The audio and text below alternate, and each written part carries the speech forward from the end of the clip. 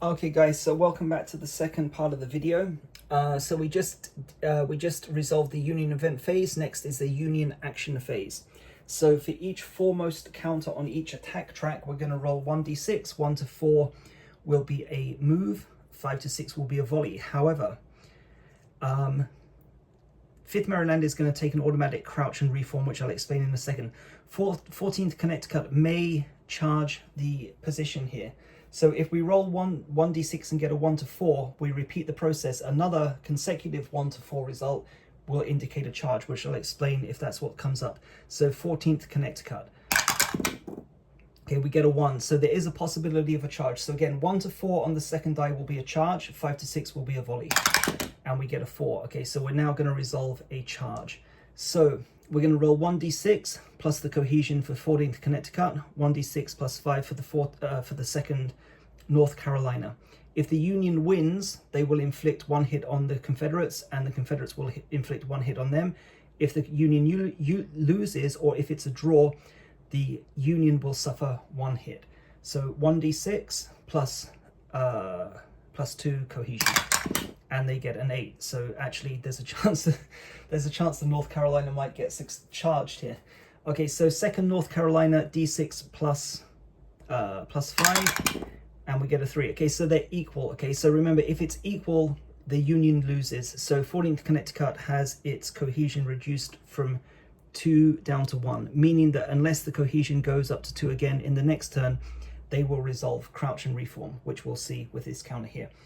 Okay, foremost counter on attack track C is the 108th New York. So 1d6, 1 to 4 is a move, 5 to 6 is a volley. It's a 4, so they're going to move forward. 5th Maryland has a cohesion of 1, so they will automatically select and resolve the crouch and reform action. So first of all, we place a crouch token next to the 5th Maryland. We then make a cohesion check. So this is going to be 1d6. If it's a result of 1, cohesion increases by 1. And we get 5, possibly for the first time in this game. The 5th Maryland fails to pass their cohesion check. Remember, these guys are from wave 1, so they've held on throughout halfway through the battle here. So cohesion remains at 1. Okay, 132nd Pennsylvania, foremost counter on attack track E. 1 to 4 is a move, 5 to 6 is a volley. It's a 3, so they're going to move forward into an attack position 4, possibly going to charge again next turn as well. Okay, we then return to attack track A. There are no counters there, nothing to resolve. Okay, 8th Ohio is now in a position where they can't move. There's no crouch token attached yet, so they're not going to try and march past the 15th Connecticut this turn. 108th New York we did, so 14th Indiana is going to make a move forward into the empty attack position.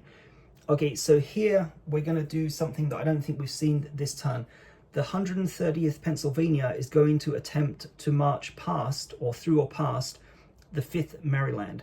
So how this works is 130th Pennsylvania will make a cohesion check. If it's successful, they'll march past and they'll swap places. If it's unsuccessful, we'll place a march +1 token. So at some point, inevitably, the regiments in the rear will replace the regiments to the front. But we'll get onto that as and when that situation develops. So cohesion check for 130th Pennsylvania, there's no modifier, so 1 or 2 will be a success, and we get a 2. So that's not too bad, but could be worse. Okay, so 130th Pennsylvania moves forward, 5th Maryland moves back. Okay, now, interesting situation, because the 7th West Virginia also need to resolve their movement. So they should try to, because they're in a rear attack position, they should try to move forward.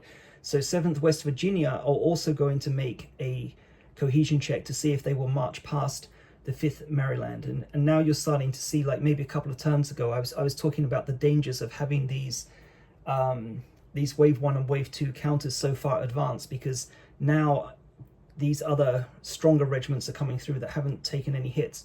So 1d6, 1 to 3 is a success, and we get a 4. Okay, so that's lucky. So they failed. So because they failed, we're going to place a march token there.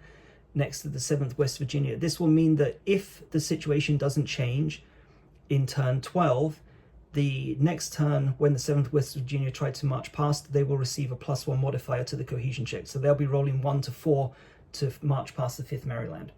Okay, we've done attack track E, so nothing else to resolve there.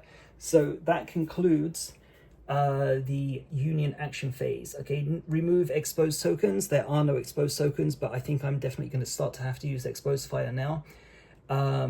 Union deployment phase, next turn is 12, so then there will be a deployment phase. So Confederate action phase. Okay, let me just give you an idea of what I'm ideally looking to do. There's an action that I haven't introduced yet, which is the quick reload.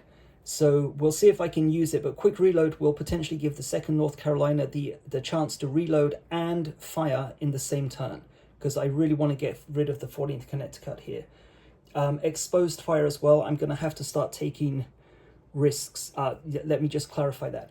The quick reload, you have to make a cohesion check. If the cohesion check fails to reload, you cannot fire, and the 2nd North Carolina does not reload. So there's a risk.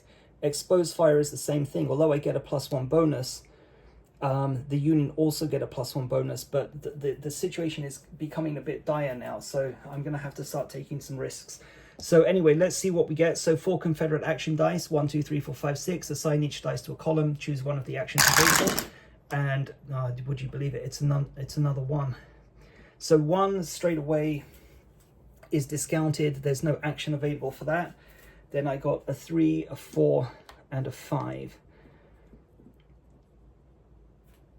So let's just shift them over here. 3, 4, and 5. Okay, so like I said, I'm going to take a risk here with the 2nd North Carolina, and I'm going to resolve the reload, or in this case, the quick reload action to the 2nd North Carolina.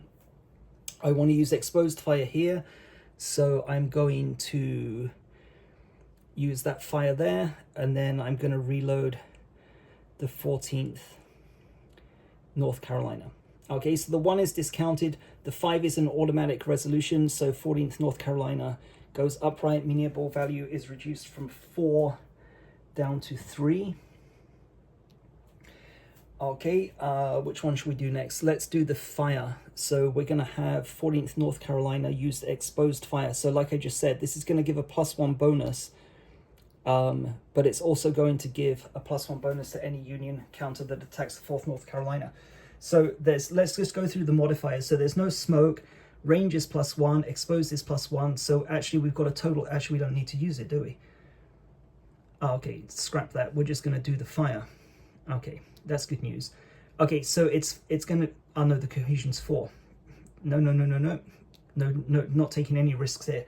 Okay, so cohesion is 4, no smoke modifier, +1 for Confederate range, +1 for exposed, brings us 4, 5, 6. Okay, so technically it's an automatic success, but we want to roll, as the miniable value is at 2 or higher, if we get devastating fire on a result of 1, we'll inflict 2 hits. So that's what we're rolling for, lads. So let's see.